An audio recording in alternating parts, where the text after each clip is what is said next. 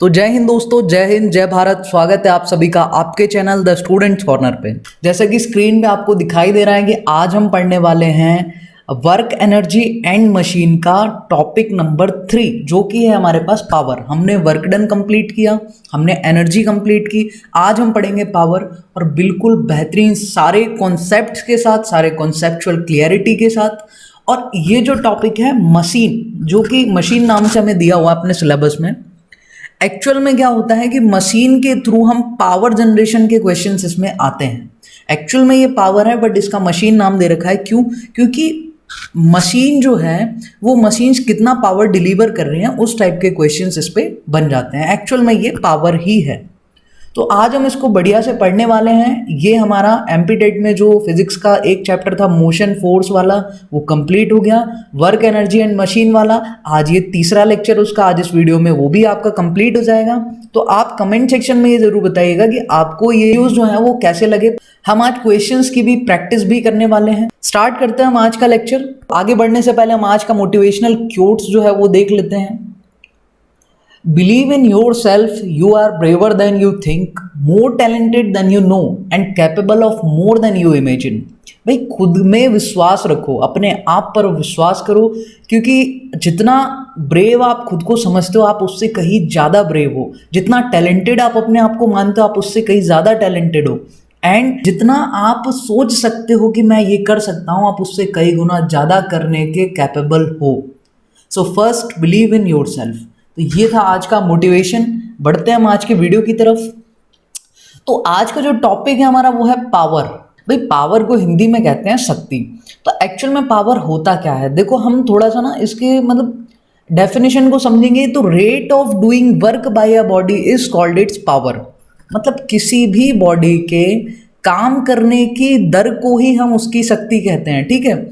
अब जहाँ पे भी रेट आ जाता है, जहाँ पे भी दर आ जाती है, इसका मतलब है कि पर सेकंड में कितना काम, कोई मशीन है तो मशीन, कोई व्यक्ति है तो व्यक्ति, या कोई भी बॉडी है वो पर सेकंड कितना काम कर सकती है, दैट इज कॉल्ड पावर।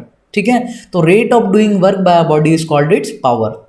दूसरा कि एक कैसी क्वांटिटी है, तो ये एक स्केलर क्वांटिटी है। हिंदी में बात करें तो अदिश राशि है। क्यों है उसको हम प्रूव भी कर लेंगे, अभी देखते हैं हम आगे। इसकी ऐसा यूनिट की बात करें तो पावर की ऐसा यूनिट होती है वॉट। ठीक है। लेकिन इसके अलावा जो है इसकी अदर यूनिट्स जो होती हैं वो भी क्वेश्चंस उन पे भी बन जाते हैं कि बताओ ये यूनिट किसकी है। तो आप जो है वॉट, ये तो हो गई ऐसा यूनिट। ठीक है। ऐसा यूनिट में हम इसी को सॉल्व करेंगे। अदर यूनिट्स में किलो वॉट होती है। ठीक है। अब जब हम किलो वॉट की बात करें तो वो 10⁻³ वॉट के बराबर होती है। दूसरा पावर की जो एक यूनिट है वो हॉर्स पावर भी होती है। क्या होती है? Horse power. तो 1 हॉर्स पावर जो है वो 746 वॉट के इक्वल होती है। ठीक। 1 हॉर्स पावर जो है वो 746 वॉट के इक्वल होती है।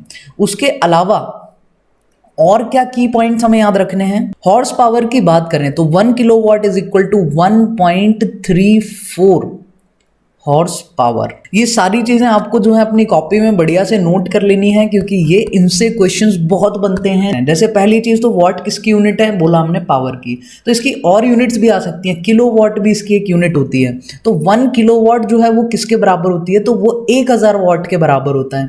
तो 1 kilowatt is equal to 1000 watt. Other units, horsepower किसकी यूनिट है, वो भी पावर की यूनिट है। 1 हॉर्स पावर किसके बराबर है, तो वो 746 वॉट के बराबर है। 1 किलोवाट 1000 वॉट के बराबर है, और 1000 वॉट या 1 किलोवाट 1.34 हॉर्स पावर के बराबर है। इतना आप अगर इसकी यूनिट्स में कर लेते हैं तो ये मोर देन सफिशिएंट आपका हो जाता है। ठीक है। इसके अलावा एक और चीज़ जो आपको यहाँ पे नोट करके रख लेनी है, अगर हम बात करें 1 वॉट की, 0.24 कैलोरी पर सेकेंड। ये भी आपको नोट कर लेना है। 1 वॉट जो है वो 0.24 कैलोरी पर सेकंड के बराबर होता है। अब जैसे ही हम इसको आगे और एक्सप्लेन करेंगे तो आपको समझ आएगा कि हमने कैलोरी पर सेकंड में क्यों बोला। कैलोरी तो जो है वो हीट की यूनिट होती है ना। वर्क डन की यूनिट होती है, क्योंकि वर्क डन की यूनिट जूल है और अदर यूनिट उसकी कैलोरीज भी होती हैं। तो फिर हम कैलोरी में क्यों बात कर रहे हैं। हालांकि आप इसको अभी नोट कर लो, हम और अच्छे से समझते हैं भाई इसके फॉर्मूले को और सारी चीज़ें देखने वाले हैं। देखो हमने क्या पढ़ा, हमने देखा कि पावर जो है वो क्या है, रेट ऑफ डूइंग वर्क। किस रेट के साथ कोई व्यक्ति, बॉडी या मशीन काम कर सकता है उसी को हम पावर कहते हैं। तो यानी टोटल वर्क डन अपॉन में टोटल टाइम, यही तो बना पावर, कितना काम किया और पर सेकंड में काम निकालना है। तो जैसे मान लो आपने 5000 वर्क किया, आपने कितना वर्क किया, आपने किया 5000 जूल का वर्क डन और आपको उसको करने में 50 सेकंड लग गए। तो रेट का मतलब, पावर क्या है, rate of doing work, rate का मतलब है कि पर सेकंड में कितना काम किया। तो कैसे निकालेंगे हम, टोटल वर्क को डिवाइड कर देंगे इस टाइम से, तो 1 सेकंड का वर्क डन आ जाएगा जो कि कितना आ रहा है आपका 100। तो पावर कितनी हो गई 100 वॉट।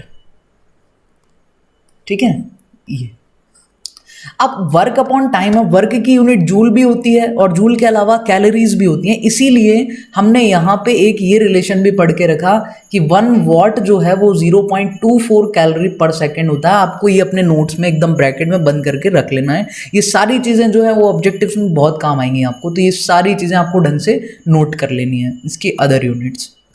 ये हो गया इसका फॉर्मूला। अब देखो पावर जो है is equal to work upon time है, ठीक है।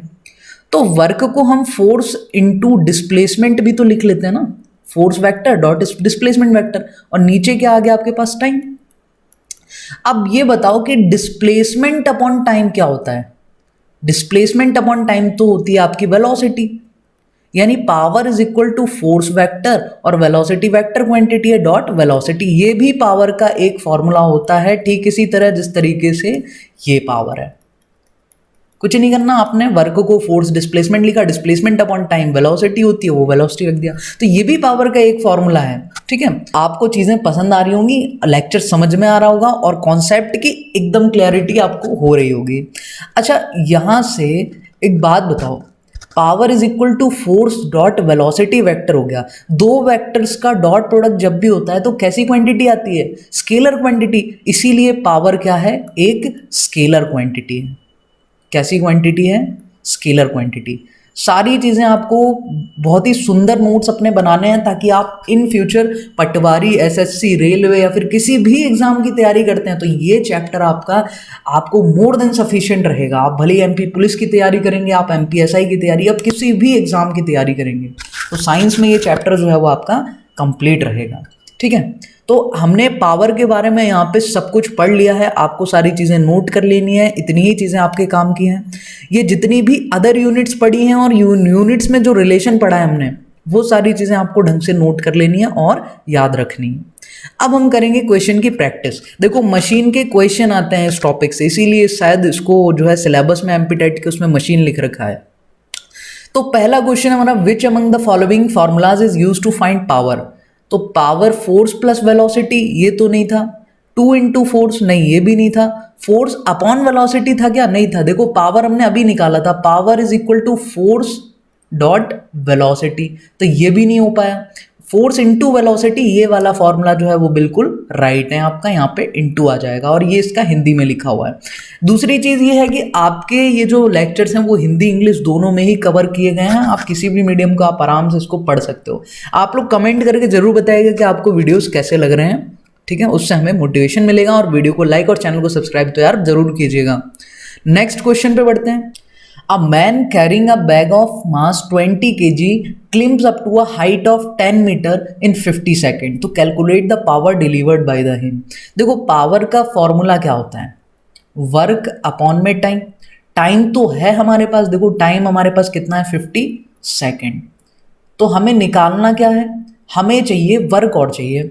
तो man carrying a bag of mass 20 kg, bag जिसका मास कितना था 20 kg, उसको लेकर के क्लिम्ब किया, ऊपर की ओर चढ़ा एक हाइट पे 10 मीटर। तो हाइट कितनी है 10 मीटर, ठीक है। तो यहाँ पे जो वर्क डन है वो कैसे निकालें हम, जो बैग का वेट होगा उस वेट के अगेंस्ट में उसको ऊपर ले जाने के लिए क्या करना पड़ेगा, फोर्स लगाना पड़ेगा। तो कहीं ना कहीं फोर्स जो है वो उसके वेट के बराबर है। और वेट कैसे निकाला जाता है, W is equal to mg से। तो मास कितना है यहाँ पे, मास है इसके पास 20 kg और ग्रेविटी कितनी होती है 9.8। जब हम इसको सॉल्व करेंगे तो 2 8 जा 16, 2 9 जा 18 और 1 19 और एक जीरो यहाँ पे हम लगा देंगे, लेकिन एक नंबर के बाद डेसिमल। तो ये जो फोर्स है वो कितना आया 196 न्यूटन का फोर्स यहाँ पे लग रहा है। जितना इसका वेट है उसी के अगेंस्ट में उतना ही फोर्स उसको ऊपर ले जाने के लिए लगाना पड़ेगा। तो यहाँ पे फोर्स निकल के आ गया। अब वर्क डन क्या होता है हमारे पास, फोर्स इनटू डिस्प्लेसमेंट। फोर्स आया 196 और डिस्प्लेसमेंट मतलब कितना, देखो कितनी हाइट कवर की, 10 मीटर का डिस्प्लेसमेंट आया, तो वर्क डन हो जाएगा 1960 जूल। वर्क डन हो गया। अब हम पावर को इजीली निकाल सकते हैं क्योंकि पावर क्या होता है, वर्क अपॉन टाइम। तो वर्क डन 1960 है। टाइम कितना लग रहा है आपको, टाइम लग रहा है हमें 50 सेकेंड का। जीरो से जीरो कैंसिल हो गया। जब हम इसको कैंसिल करेंगे तो ये 5 से 5 3 जा 15, 4 बचेगा 46, 5 9 जा 45, 1 बचेगा, डेसिमल लगा के 0, 5 2 जा 10। तो ये पावर जो है वो वॉट में आएगी क्योंकि सारी यूनिट्स ऐसा यूनिट में थी। तो पावर कितना आ गया 39.2 वॉट। इतना पावर उसने डिलीवर किया है। इस तरीके से आपको क्वेश्चंस करने हैं। होप आप लोगों को समझ में आ रहा होगा। एक रोलर है जिसको पुश किया है with a force of 100 Newton along it's handle. देखो हमें डायग्राम बनाने की जरूरत नहीं है यहाँ पे, आप इजीली इस क्वेश्चन को ऐसे भी कर सकते हो, ठीक है। Which is at an angle of 60 degrees, ठीक है। तो वो कितने डिग्री पे 60 डिग्री का एंगल बन रहा है हॉरिजॉन्टल के साथ। तो find the work done in moving it by 20 metre, ठीक है। हिंदी में भी क्वेश्चन आपको दे रखा है। तो देखो वर्क डन चाहिए। वर्क डन क्या होता है, फोर्स डिस्प्लेसमेंट, लेकिन यहाँ एंगल भी है। तो वर्क डन क्या होगा, F S cos theta. Force कितना है 100, लेकिन क्या पूरा काम आएगा, नहीं आएगा क्योंकि 60 डिग्री का एंगल बन रहा है। तो यहाँ पे कॉस का 60, ठीक है। और डिस्प्लेसमेंट कितना रखना है हमें, 20 मीटर का करना है डिस्प्लेसमेंट। तो 20 का हम क्या कर देंगे इसमें multiply, F S cos theta. 100 cos 60 की वैल्यू 1/2 होती है और यहाँ पे आ जाएगा 20। 2 से ये कैंसिल हो जाएगा तो आपका कितना आ जाएगा 1000 जूल का जो है वो वर्क डन उसको करना पड़ेगा रोलर को चलाने में। होप आपको समझ आ रहा होगा। अब हम बढ़ेंगे अगले क्वेश्चन की तरफ।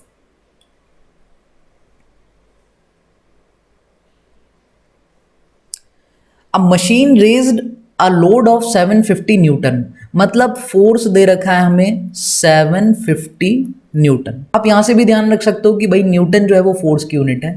Through a height of 16 metre, मतलब कितनी हाइट इसको ऊपर ले जाना है इसको 16 मीटर पे, और कितने सेकंड में, टाइम दे रखा है यहाँ पे 5 सेकंड।